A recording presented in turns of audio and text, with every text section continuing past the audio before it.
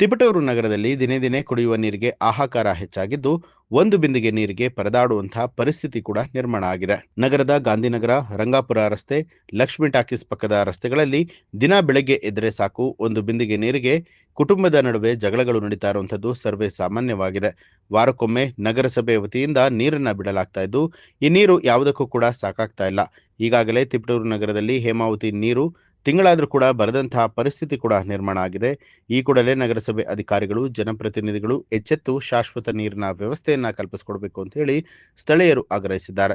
ಇಲ್ಲವಾದಲ್ಲಿ ಮುಂದಿನ ದಿನದಲ್ಲಿ ನಗರಸಭೆ ಮುಂದೆ ಸಾರ್ವಜನಿಕರು ಖಾಲಿ ಕೊಡಗಳೊಂದಿಗೆ ಪ್ರತಿಭಟನೆ ಹಮ್ಮಿಕೊಳ್ಳುತ್ತೇವೆ ಅಂತ ಹೇಳಿ ನಗರಸಭೆಗೆ ಎಚ್ಚರಿಕೆ ಕೊಟ್ಟಿದ್ದಾರೆ. ಪ್ರೆಸಿಡೆಂಟ್ರಿಗೆ ಅರ್ಜಿ ಕೊಟ್ಟೆ 4-5 ತಿಂಗಳಾಯಿತು. ಪ್ರೆಸಿಡೆಂಟ್ರಿಗೆ ಇವ್ರು ಹೋಗಿ ಇವರಿದ್ದು 4 ತಿಂಗಳು ಮುಂಚೆನೇ ಕೊಟ್ಟಿದ್ದು. ಒಂದ್ಸತಿ ಬಿಡ್ತಾನೆ, 8 ದಿವಸಕ್ಕೆ ಒಂದ್ಸತಿ ಬಿಡ್ತಾನೆ. ಅವ್ರು ಚಿಕ್ಕವರು ಚಿಕ್ಕದು ಇಲ್ಲಿದ್ರು ಇಲ್ಲ. ಮತ್ತೇನು ಮಾಡೋಣ, ಮಗಲ್ಗಾಯಿ ಕೊಟ್ಟು ಕಳಿಸ್ತೀನಿ. ಮತ್ತೆ ಏನು ತಲೆಯಲ್ಲ, ಮಗಳ ಮನೆ ಕೊಟ್ಟು ಕಳಿಸ್ತೀನಿ. ಕುಡಿಯೋಕ್ಕೂ ಆಗಲ್ವಲ್ಲ, ಬಲೆ ಬಾತ್ರೂಮ್ಗೆ ಅಷ್ಟೇ.